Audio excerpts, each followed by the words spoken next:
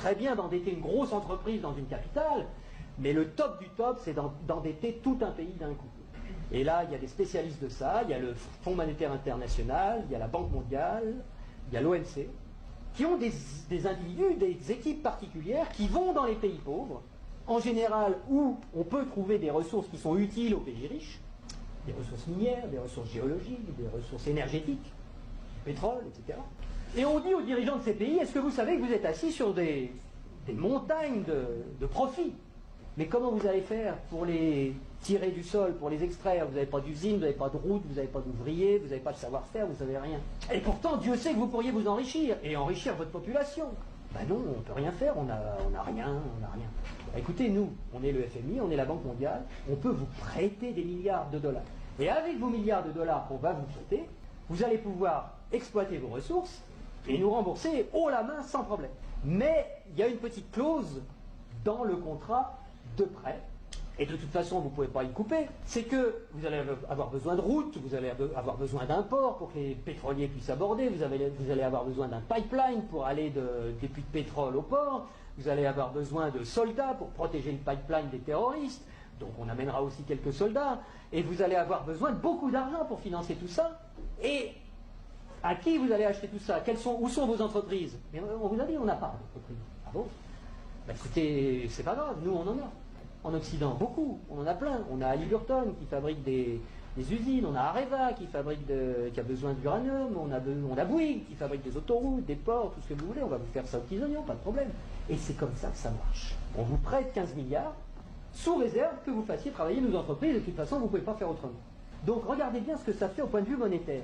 Il y a 15 milliards qui sont créés par le Fonds monétaire international et la Banque mondiale.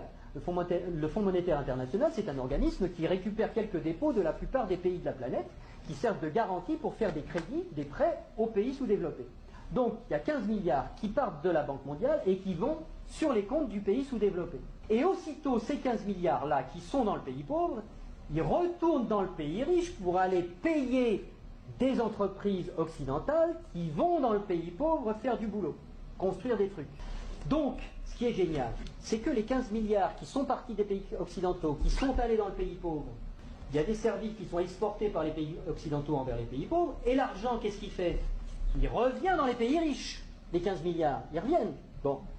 Et donc les 15 milliards, c'est comme si on avait eu une belle-sœur qui avait emprunté 15 milliards et qui nous les distribue, puisque les ouvriers des entreprises des pays occidentaux, les actionnaires des entreprises des pays occidentaux, ils vont avoir plus d'argent grâce à ces 15 milliards qui reviennent. Donc ils vont les dépenser dans l'économie, ça nous fait des transactions nouvelles, de l'emploi nouveau, qui va ruisseler dans notre économie. Mais c'est pas tout à fait comme si c'était des belles-sœurs qui les avaient empruntées, parce que les belles-sœurs, il aurait fallu qu'elles rendent les intérêts, et donc qu'elles reprennent leur argent et qu'elles en reprennent le double, et que nous, on ait des nouveaux emprunteurs qui arrivent pour payer les intérêts des nouvelles belles-sœurs. Là, non. C'est qui la belle-sœur qui paye les intérêts? C'est les pauvres. C'est les pays sous-développés. Et donc, on a été leur construire des trucs qui vont nous permettre d'exploiter leur richesse. On a eu de la monnaie en plus qu'on a créée nous-mêmes en la faisant passer par les pays pauvres, mais qui revient chez nous net d'intérêts. Et qui paye la dette, qui paye les intérêts, c'est le pays pauvre. Et ils ont deux solutions. Soit ils empruntent à nouveau le montant des intérêts pour pouvoir nous les rembourser, ce qui double leur dette.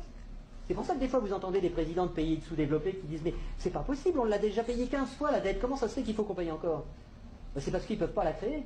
C'est parce que pour rembourser des dollars, il faut qu'ils les empruntent. Puisqu'il n'y a que nous, les Occidentaux, qui peuvent créer des dollars pour les endetter.